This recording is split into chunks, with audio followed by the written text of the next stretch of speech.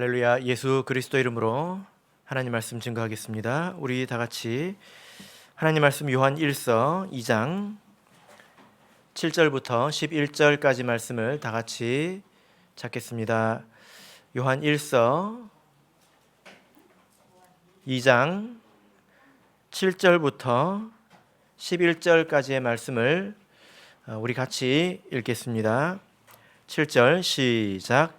사랑하는 자들아, 내가 새 계명을 너희에게 쓰는 것이 아니라 너희가 처음부터 가진 옛 계명이니 이 옛 계명은 너희의 들은 바 말씀이거니와 다시 내가 너희에게 새 계명을 쓰노니 저희에게와 너희에게도 참된 것이라. 이는 어두움이 지나가고 참 빛이 벌써 비침이니라.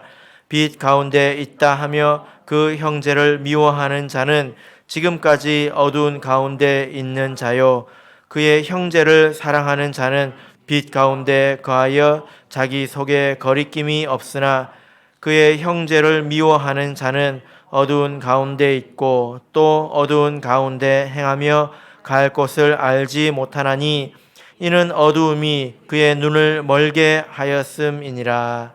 아멘. 네, 오늘 이 시간은 형제를 사랑하라 라는 제목으로 하나님 말씀을 증거하겠습니다. 중국의 어떤 할머니에게 손녀가 있었는데요. 그 손녀에게 무릎 장애가 있었습니다. 그런데 나이가 차면서 이 손녀가 학교에 가야 되는 그런 상황이 되었는데요. 무릎이 아프니까 학교를 갈 수가 없었겠죠. 마땅한 교통수단이 또 없었기 때문에 그 할머니가 그 아이를 등에 업고 학교를 등교하기를 시작했습니다. 그런데 학교를 왔다 갔다 하는 길이 총 걸어서 3시간입니다. 그리고 그 일을 무려 5년 동안 했습니다. 5년 동안 아이가 그대로 있었을까요? 갈수록 아이가 커졌겠죠? 그래서 그 걸은 거리를 다 계산을 해봤더니 2,400km였습니다. 그래서 이게 이 5년을 나누고 또 등교한 날짜를 나눠보면 매일 수 킬로미터를 이제 걸은 것이 됩니다. 더욱더 놀라운 것은 이 아이가 한 번도 지각을 한 적이 없다는 것입니다. 대단하죠. 그리고 그 할머니가 66세라는 겁니다. 이것은 사랑이 아니면 설명하기가 어려운 그런 이야기이지 않습니까? 우리가 이 할머니가 어떤 분인지 또 우리가 잘 알지 못하지만 사랑은 우리 사람의 마음을 감동시키는 그런 힘이 있는 것 같습니다. 그래서 이 소식이 퍼지면서 그 중국 그 정부가 그것을 알게 되었습니다. 그래서 어떻게 했을까요? 그 할머니 그 가정을 학교 옆에 집을 구해서 그리로 옮겨줬습니다. 그리고 이제 아주 이제 넘어지면 코가 닿는 곳이지 않습니까? 거기서 학교로 갈 수 있도록 휠체어를 사줬습니다. 그리고 심지어 이 손녀딸의 무릎을 공짜로 수술을 해줬습니다. 치료를 해줬다는 거예요. 아주 놀라운 일이지 않습니까? 그래서 우리가 이런 이야기를 이렇게 들으면 마음이 따뜻해지는 것을 우리가 느낍니다. 흔히 말하기를 이 기독교는 사랑의 종교이다 이렇게 말을 합니다. 이것이 참으로 맞는 말이지 않습니까? 그죠? 요한복음 13장을 보실까요? 요한복음 13장 35절을 보겠습니다.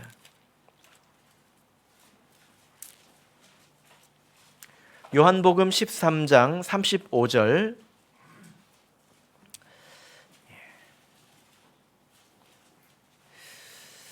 자, 같이 읽겠습니다. 시작. 너희가 서로 사랑하면 이로써 모든 사람이 너희가 내 제자인 줄 알리라.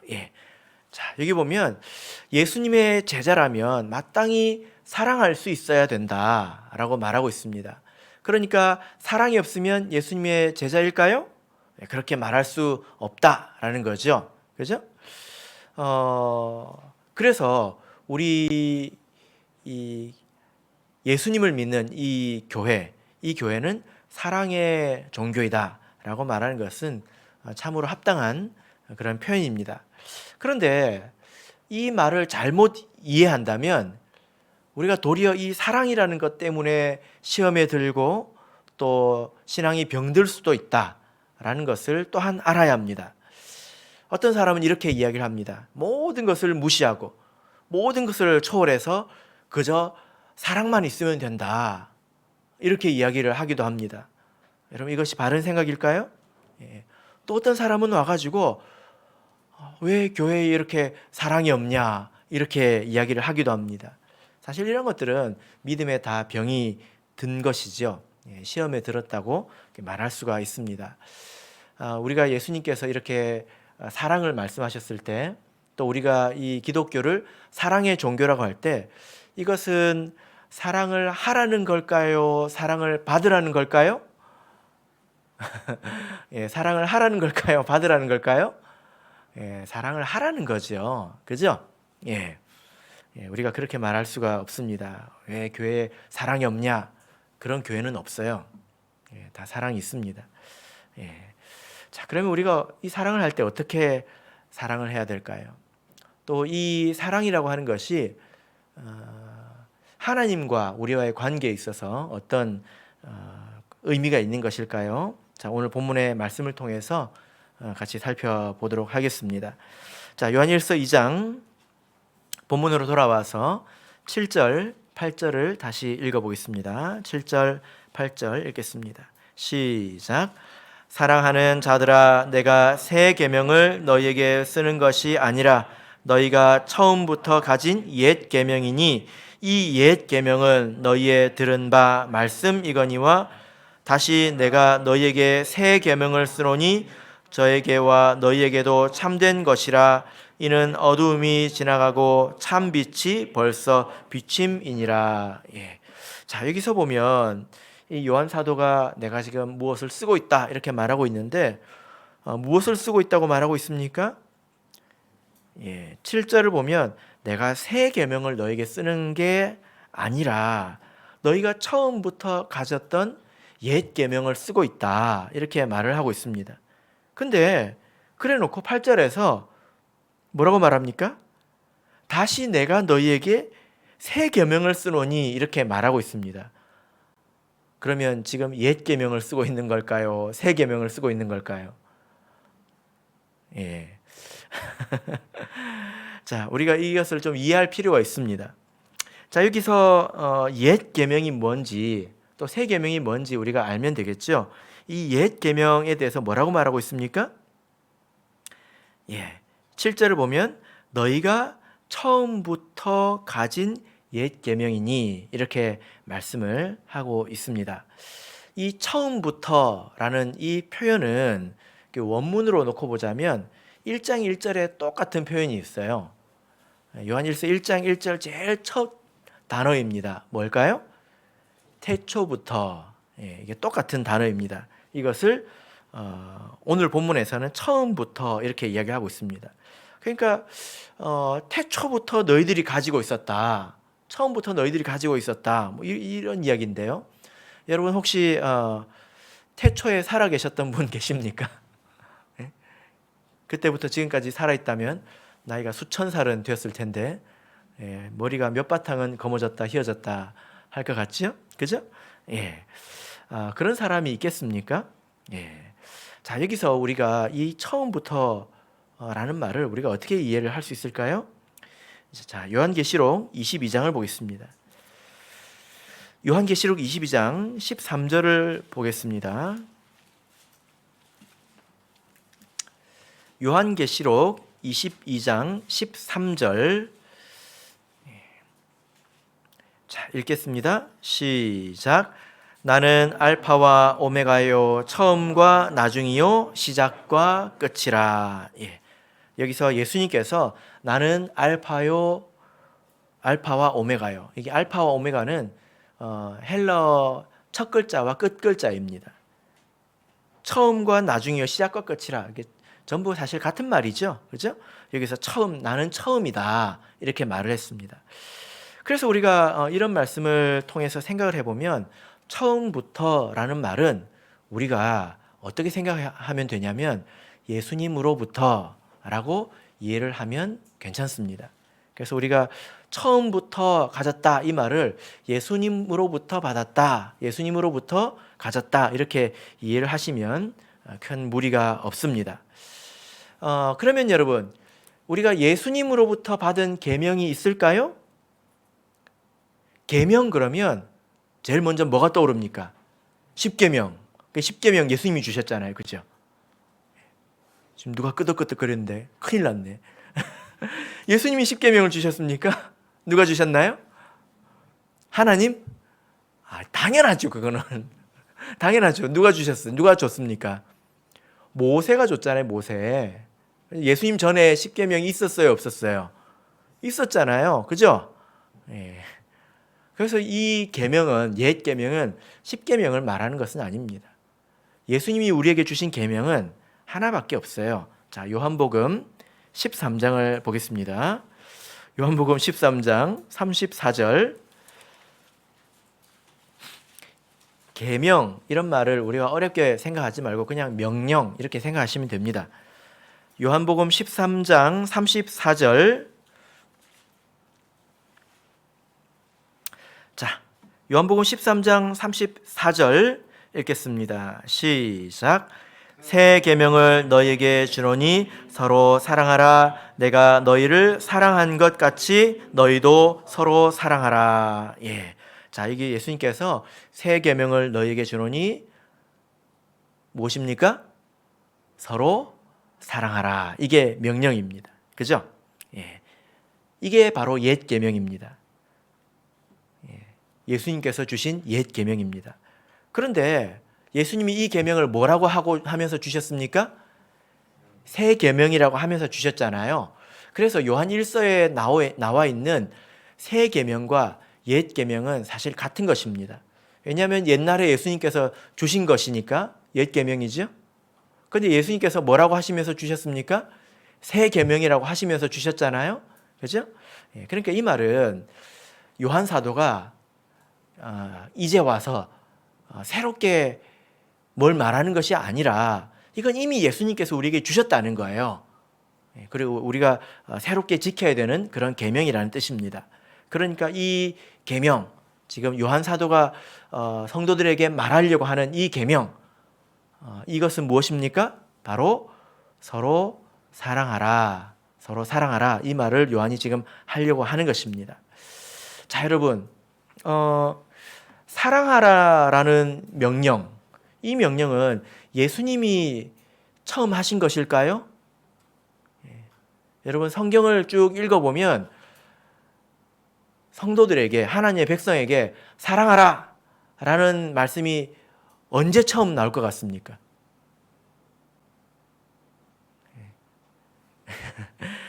레위기에 나옵니다. 레위기에. 그러니까 사랑하라라는 명령은 예수님이 처음 주신 게 아니에요. 그죠? 예. 자, 마태복음 22장을 보겠습니다. 마태복음 22장 37절에서 40절.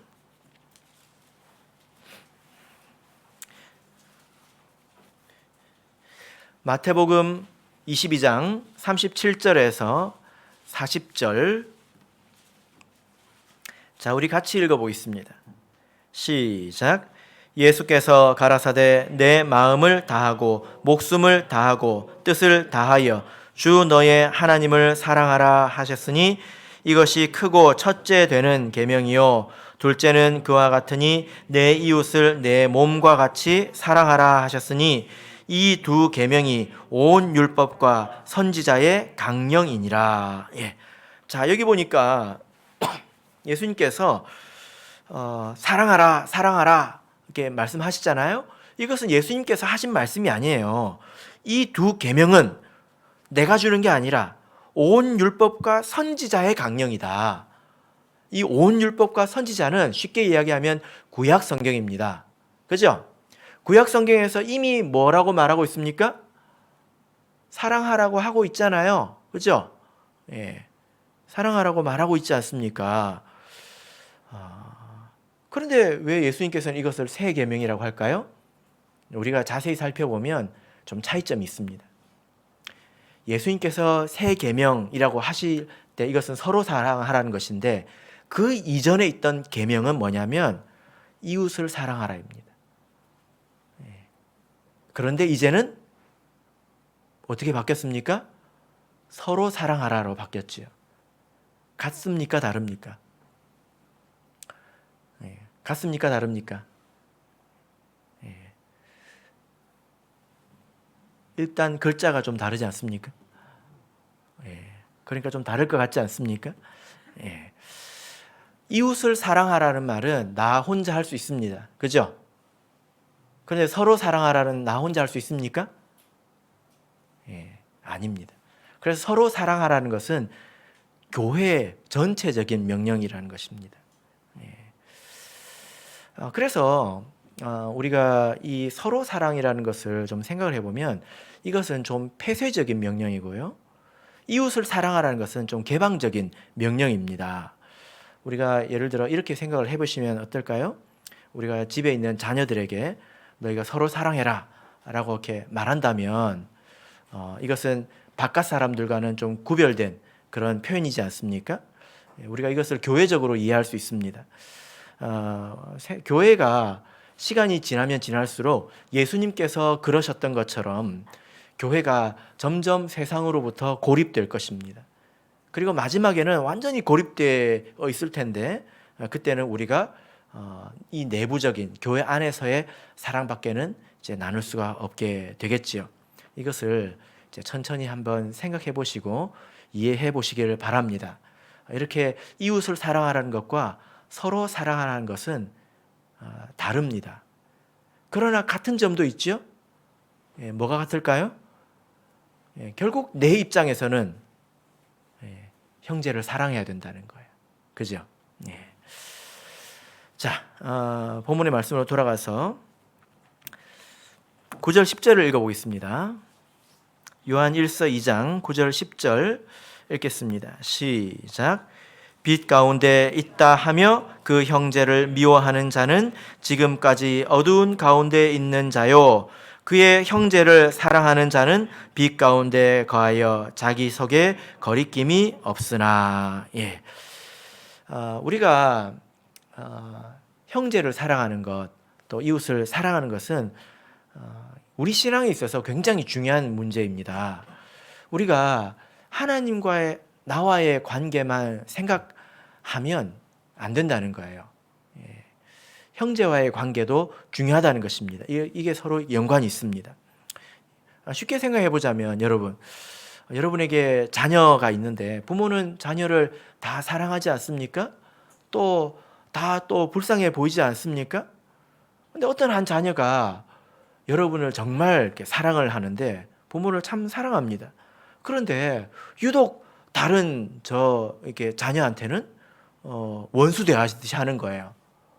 그리고 무시하고 멸시하고 심지어 투명인간 없는 것처럼 취급을 해버린다면 부모가 그런 모습을 볼 때 기분이 어떨 것 같습니까? 그 자녀가 부모를 온전히 사랑한다고 생각이 될까요? 또 내가 그 자녀에 대해서 온전히 기뻐할 수 있을까요? 절대 그럴 리가 없겠죠. 부모와 자식과의 관계는 자녀들 사이의 관계와 연관이 되어 있다는 거예요. 우리가 욥기를 보면 이것을 볼 수 있는데 욥의 가정을 아주 완벽한 가정으로 그리고 있는 것을 볼 수 있습니다. 그죠? 자, 욥기 1장 4절을 보실까요? 욥기 1장 4절을 보겠습니다. 이것이 하나님께서 그리는 아주 완벽한 그런 가정의 모습인데요.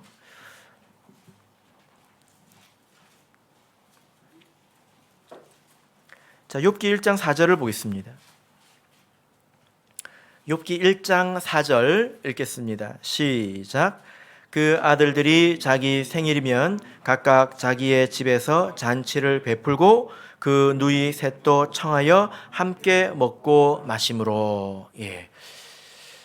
이 욥은 그 동방의 빌 게이츠입니다. 엄청 부자예요. 근데 여러분, 엄청 부자 재벌들 중에 그 재벌의 자녀들 사이에 그 형제들 사이에 관계가 좋은 거 보신 적 있으십니까? 별로 없죠. 네. 그런데 여기 보면 그 형제들 사이에 우애가 있는 것을 볼 수 있습니다.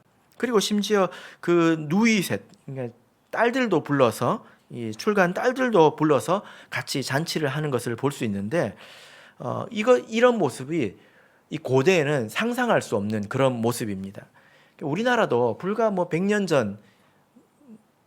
전까지 갈 필요도 없어요. 몇십 년 전만 해도 이 딸이 시집 가면 출가 외인이라고 했지 않습니까? 그래서 뭐라고 했습니까? 가서 그 집 귀신이 되라.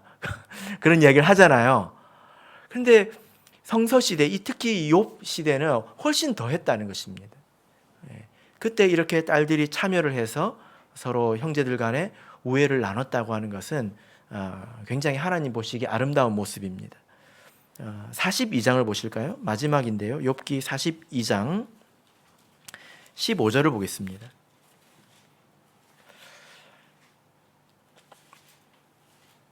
욥기 42장 15절 같이 읽겠습니다. 시작. 전국 중에 욥의 딸들처럼 아리따운 여자가 없었더라. 그 아비가 그들에게 그 오라비처럼 산업을 주었더라. 예. 지금 보면 이것이 당연한 것처럼 느껴질 수 있겠지만 이것도 상상을 초월한 그런 이야기입니다. 욥은 동방의 빌 게이츠예요. 돈이 엄청나게 많은 사람입니다. 예. 머리가 하나라도 줄어야 돌아오는 것이 많지 않겠습니까? 그런데 이렇게 딸들에게도 차별 없이 이렇게 주었다고 하는 것은 하나님께서 보시는 온전한 가정의 모습이 무엇인지를 우리에게 가르쳐 주는데요. 형제들 사이에는 우애가 있어야 된다는 거예요. 그런데 우리 교회는 하나님의 집이지 않습니까? 하나님께서 우리 형제들에게, 우리 자매들에게 원하시는 것이 무엇이겠습니까? 우리 형제 자매들 사이에 사랑이 있고 우애가 있는 것을 하나님께서 원하신다는 것입니다. 이것이 하나님께서 바라는 뜻이라는 거예요. 그래서 형제들과의 관계, 이거는 일절 끊어버리고 나는 하나님과 교제하겠다. 이것은 하나님의 뜻을 모르는 것입니다. 그렇지 않습니까? 예. 그래서 오늘 이 말씀을 보시면요. 요한 1서 2장 말씀을 보시면 9절 말씀을 보시면 빛 가운데 있다 하면서 나는 하나님과 좋은 관계 속에 있다 하면서 형제를 미워하는 자는 어디에 있다는 것입니까? 어두운 가운데 있다는 거예요. 여러분 이 말씀을 보고 나는 형제를 미워하지는 않는데 사랑하는 것도 아니지만 요한복음에 보면 요한 1서에 보면 가운데가 없어요. 미워하는 게 뭔지 아십니까? 사랑하지 않는 게 미워하는 거예요. 그렇게 생각을 하셔야 됩니다. 그래서 나는 뭐 별로 미워하는 사람이 없는데 이렇게 생각하시고 마음 편하게 집으로 돌아가시면 안 됩니다. 뭐가 미워하는 겁니까? 사랑하지 않는 것, 이것이 미워하는 것이다. 그런데 하나님과의 관계는 좋다고 하면서 형제를 사랑하지 않는 것, 이것은 아직도 깜깜하다는 것입니다. 어둡다는 거예요. 근데 이 어둠이라는 것이 뭘 좀 모르네, 그런 단어가 아닙니다. 이게 무서운 단어거든요. 이것은 비진리, 또 사단, 무지, 죄, 구원이 없는 것, 이런 것을 통칭하는 그런 표현입니다. 그래서 마치 사랑 안에 모든 것이 있는 것처럼 이 미움과 어둠 안에 모든 안 좋은 것들이 다 들어있다고 보시면 됩니다. 그러니까 이렇게 한번 생각을 해보십시오. 여러분, 우리가 어떤 사람이 있는데 예배도 잘 드려요. 그리고 기도를 하루에 2시간씩 합니다. 그리고 성경도 하루에 2시간씩 읽고요. 매일 교회에서 봉사를 합니다. 그리고 전도를 합니다. 그런데 형제를 사랑하지 않아요. 형제들 보면 맨날 책망하고 그것도 제대로 못하냐, 좀 똑바로 좀 해라. 이렇게 사랑이 없다면 여러분, 이 사람이 지금 빛 가운데 있는 사람입니까? 아니면 어두운 가운데 있는 사람입니까? 그럴 수 있겠지요. 아무리 신앙적인 행위를 많이 한다 하더라도 이것이 사랑으로 드러나지 않는 것은 이것은 문제가 있다는 것입니다. 여러분, 이것을 절대로 남에게 적용하지 마시고, 예? 누구한테 적용을 해야 돼요? 예, 자기 자신한테 적용해야 돼요. 예, 누가 사랑이 있나 한번 보자.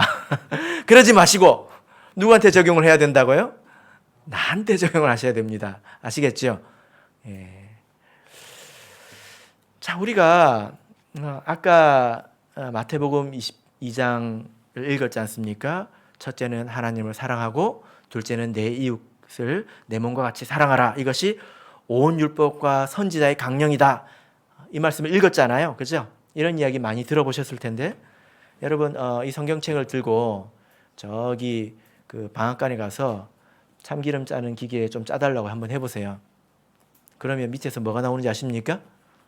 십계명이 툭 하고 나와요. 안 해보셨지요? 그럼 그거를 다시 위에 넣어가지고 한 번 더 짜면요, 뭐가 툭 나오는지 아십니까? 사랑이 나옵니다.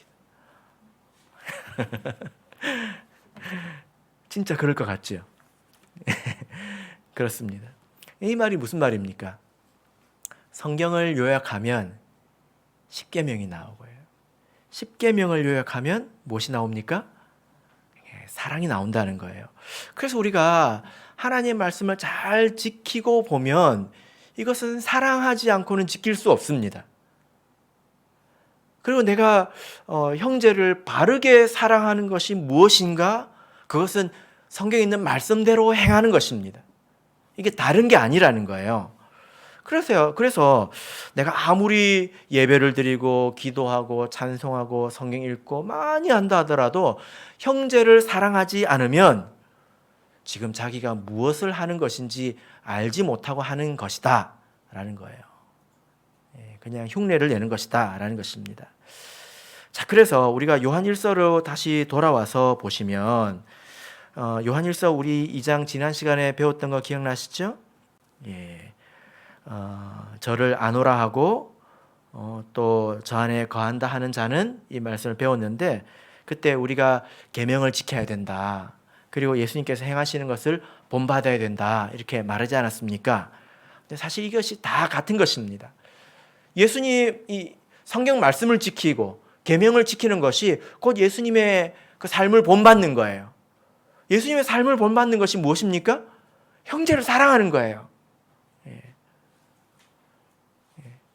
그러니까 내가 형제를 사랑하는 것은 내 마음대로 사랑하는 것이 아니라 하나님 말씀대로 사랑하는 것입니다. 자, 그래서 성경에 이런 말씀이 있습니다. 로마서 13장을 보실까요? 로마서 13장 8절.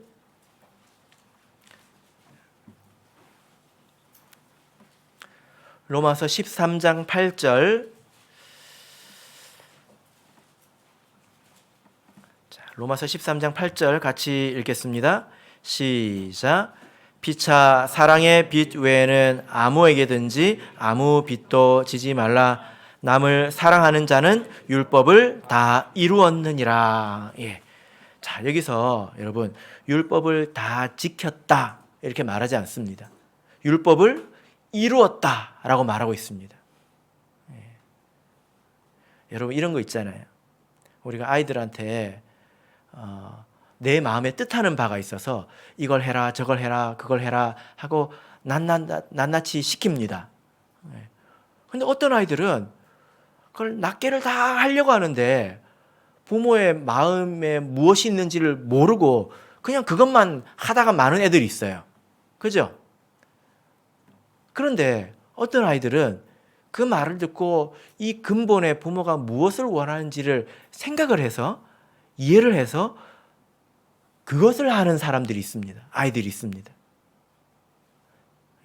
이것은 낱낱의 것을 하지 않았다 치더라도 결국에는 부모의 마음 뜻을 다 이룬 것이지 않습니까? 그래서 여기서 율법을 다 지켰다 하지 않고 율법을 다 이루었다 이렇게 말하고 있습니다. 이것은 율법을 주신 것이 결국 사랑을 위한 것임을 말씀을 하고 있는 것입니다.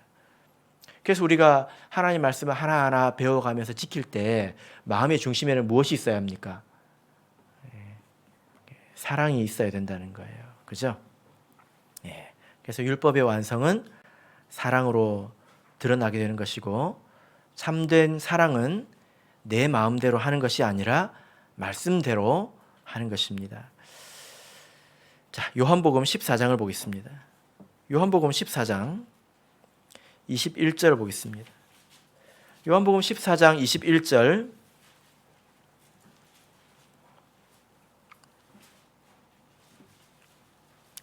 자, 같이 읽겠습니다. 시작.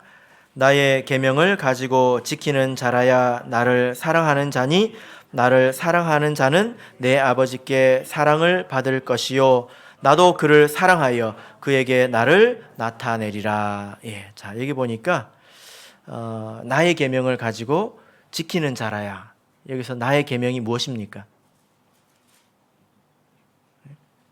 예수님께서 주신 계명 무엇입니까?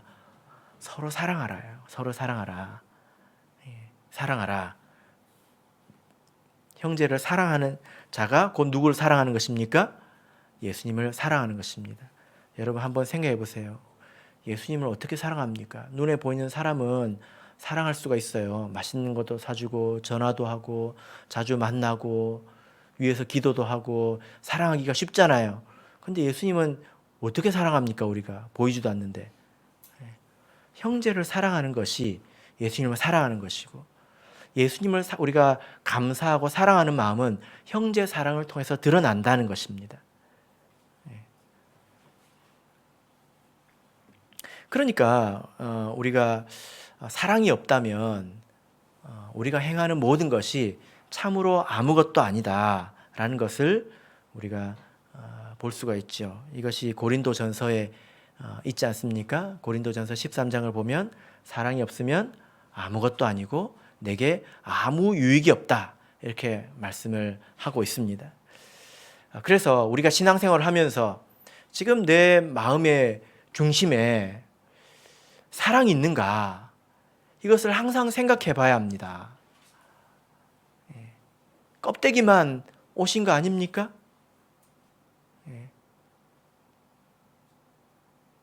다른 사람을 섬길 때도 혹시 마음에 미움을 품고 정말 의무감이라고도 말하기 힘든 그런 마음을 가지고 섬기고 계시지는 않습니까? 그러면 우리가 자기 마음을 빨리 고쳐야 되겠죠. 여러분, 우리가 사랑스러운 사람을 만나면요, 누구나 사랑하게 됩니다. 그죠? 제가 어제 신방을 갔다 왔습니다.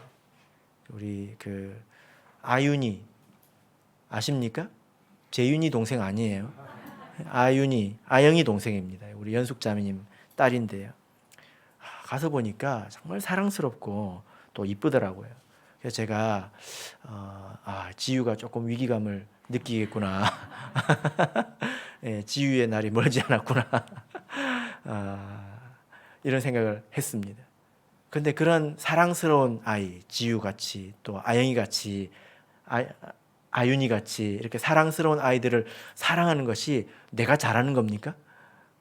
그건 걔들이 잘하는 것이 내가 잘하는 게 아니에요. 그죠? 그렇잖아요. 내가 잘하는 게 아니에요. 여러분, 예수님께서 뭐라고 말씀하셨습니까? 마태복음 5장 46절을 보면요, 너희가 너희를 사랑하는 자를 사랑하면 무슨 상이 있으리요? 세리도 이같이 아니하느냐.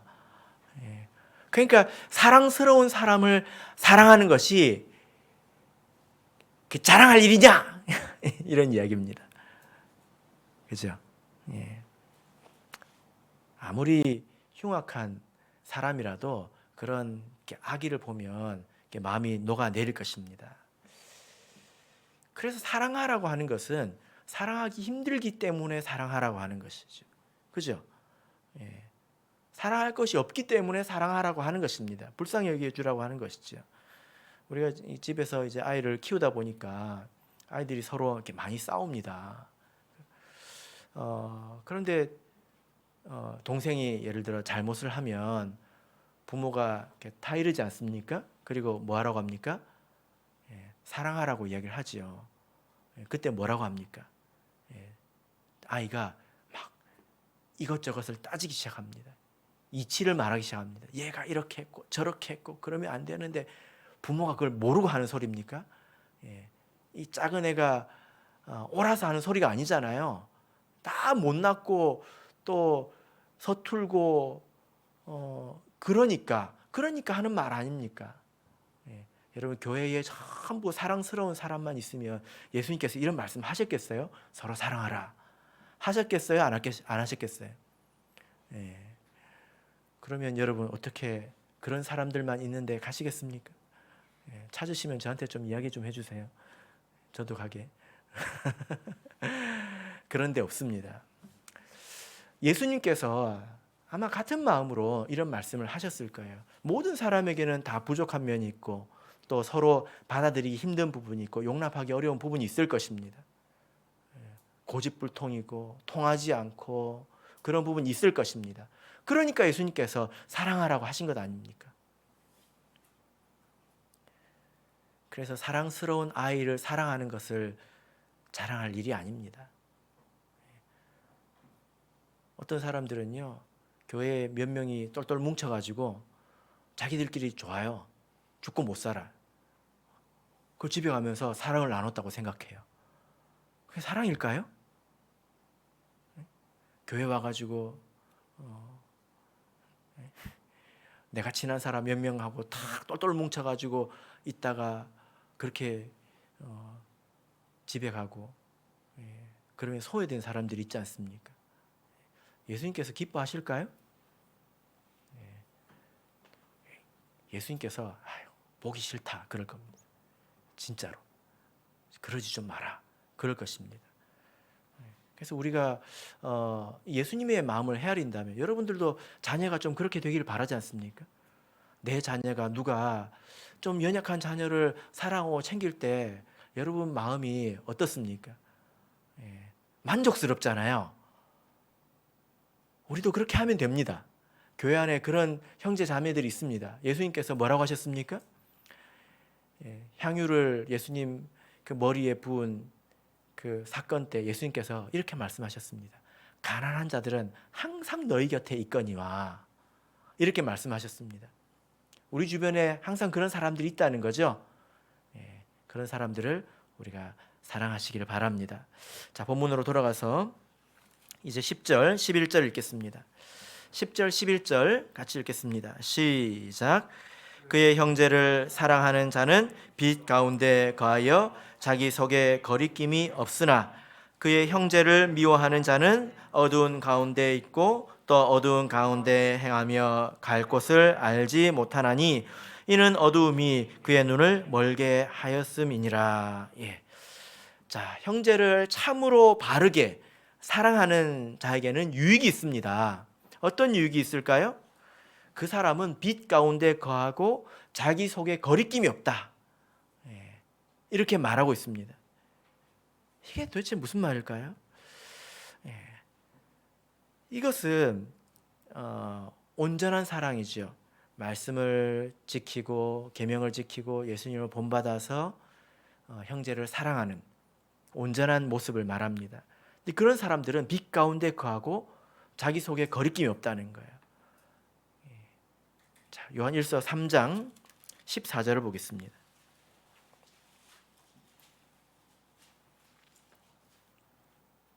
14절 읽겠습니다. 시작. 우리가 형제를 사랑함으로 사망에서 옮겨 생명으로 들어간 줄을 알거니와 사랑치 아니하는 자는 사망에 거하느니라. 자, 이런 사람들은 자기가 생명 안에 있다는 것을 안다는 것입니다. 내가 지금 해야 되는 것이 무엇인지 안다는 거예요. 그리고 내가 그런 일을 함에 있어서 마음에 거리낌도 없고 거침이 없다는 것입니다. 내가 이렇게 사랑의 수고를 하는 것, 그 결과를 알기 때문에 마음에 기쁨이 있다는 것입니다. 그래서 내가 지금 생명 안에 있다. 이것을 안다는 거예요. 이것이 어디에까지 이어질까요? 구원의 확신까지 이어지는 것입니다. 내가 이렇게 행하는 것의 결과가 무엇인지, 내가 지금 무슨 일을 하고 있는지, 그 일의 결과가 무엇인지 다 알고 한다는 것입니다. 그런데 형제를 사랑치 않는 자는 반대겠죠. 그죠? 그런 사람들은 뭐라고 말하고 있습니까? 11절을 보시면, 2장 11절을 보면, 그의 형제를 미워하는 자는 어두운 가운데 있고 또 어두운 가운데 행하며 갈 곳을 알지 못하나니 이는 어두움이 그의 눈을 멀게 하였음이니라. 이런 사람은 도대체 내가 뭘 해야 될지 알지 못하고 마음에 거리낌이 있다는 거예요. 성경이 좋은 예가 있는데요. 부자 청년의 이야기입니다. 이 부자 청년이 예수님을 찾아와 가지고 내가 영생을 얻으려면 무엇을 해야 되겠습니까? 그러니까 예수님께서 살인하지 말라, 간음하지 말라 한 것을 네가 알지 않느냐, 그것을 지켜라. 그러니까 이 청년이 뭐라고 말했습니까? 제가 어렸을 때부터 다 지켰습니다. 예수님께서 뭐라고 말씀하셨죠? 너에게 한 가지 부족한 게 있다. 너의 재물을 가난한 자들에게 주고 너는 나를 따르라.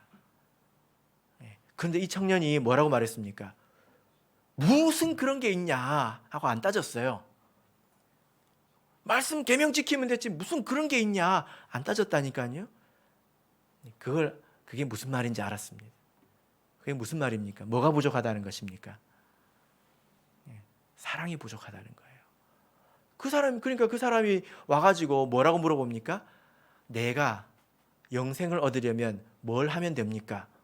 이 사람은 철저히 자기중심적인 사람이지 않습니까? 그러니까 우리가 이것저것을 교회에서 한다 하더라도 결국에 내 마음 속에 사랑이 없으면 이렇게 근심하면서 돌아가게 된다는 거예요. 한번 생각해 보십시오. 모든 것을 다 지켰다. 정말 성실하게 신앙생활을 했을 것입니다. 그런데도 예수님을 만나고 나서 근심한 사람이 됐다는 것입니다. 무엇이 없으니까? 마음속에 사랑이 없으니까 그렇다는 거예요. 여러분, 내가 하나님 말씀에 대해서 얼마나 알든지 간에 우리 성도님들께서 그것을 지키려고 하실 것입니다. 그러나 그것을 내가 사랑으로 인해서 하는 것인지 한번 돌아보십시오. 그러면 그만큼 기쁨이 있을 것입니다. 베드로후서 1장을 보겠습니다. 베드로후서 1장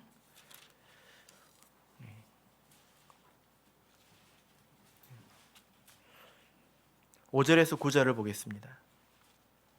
베드로후서 1장 5절에서 9절 읽겠습니다. 시작. 이러므로 너희가 더욱 힘써 너희 믿음의 덕을, 덕의 지식을, 지식의 절제를, 절제의 인내를, 인내의 경건을, 경건의 형제 우애를, 형제 우애의 사랑을 공급하라. 이런 것이 너희에게 있어 흡족한즉 너희로 우리 주 예수 그리스도를 알기에 게으르지 않고 열매 없는 자가 되지 않게 하려니와 이런 것이 없는 자는 소경이라 원시치 못하고 그의 옛 죄를 깨끗게 하심을 잊었느니라. 우리가 신앙생활하면서 믿음을 가지고 거기 하나하나 더해서 나아가지 않습니까? 마지막에 있어야 되는 게 무엇입니까? 마지막에 공급해야 되는 게 무엇입니까? 결국에는 사랑이 있어야 된다는 거예요. 그런데 이 사랑을 행치 못하는 자는 소경이라, 원시치 못하다. 이 말은 멀리 보지 못한다는 것입니다. 코앞에 있는 자기 이익에만, 자기 즐거움에만 매달려 가지고 저 멀리서 무엇이 나에게 오는지 모르기 때문에 이런 사람들은 불안하겠죠? 지금은 즐거운데 죽고 나면 어떻게 될지 모르니까 불안할 것입니다.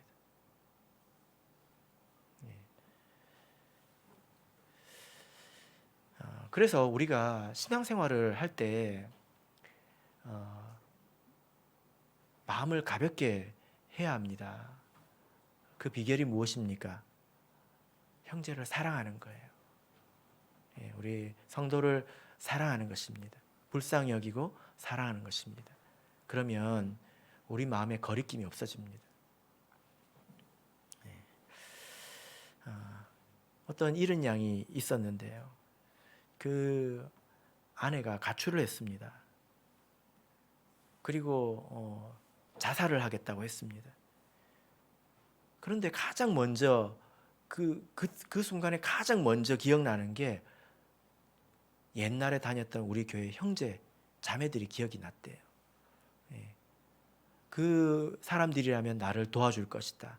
나 같은 사람을 불쌍히 여겨주고 사랑해 줄 것이다. 이런 생각이 먼저 들었대요. 그 말이 맞지 않습니까? 그래서 연락을 했더니 정말 아니나 다를까 밤새도록 같이 찾으러 다니고 또 찾지 못해서 같이 기도하고 그리고 그 기도 중에 그 아내가 천사의 인도를 받아서 안전하게 보호가 되었습니다. 그리고 결국 그 가정이 믿음 안에 다 들어왔습니다. 무엇으로 인해서 구원의 역사가 일어났습니까? 바로 사랑으로 인해서 일어난 것이죠. 저는 이런 이야기가 꼭 뭐 이런 간증 가운데만 있는 것이 아니라 우리 청주교회 안에서도 많은 분들이 사랑으로 이렇게 형제 자매를 돌보시고 계신 것을 제가 알고 있습니다. 하나님께서도 그 모습을 다 알고 계실 거라고 생각을 합니다. 우리가 더 힘을 내어서 우리가 서로 사랑하기 힘쓸 때에 하나님께서 더욱더 기뻐하시지 않겠습니까? 그리고 건조한 마음으로 신앙생활을 하셨다면 이 마음속에 사랑을 공급하시길 바랍니다. 그것을 위해서 기도하신다면 하나님 앞에서 더욱더 기쁘게 신앙생활을 하실 수 있을 거라고 생각을 합니다. 바라옵기는 형제를 사랑하시기를 진심으로 바랍니다. 우리 다 같이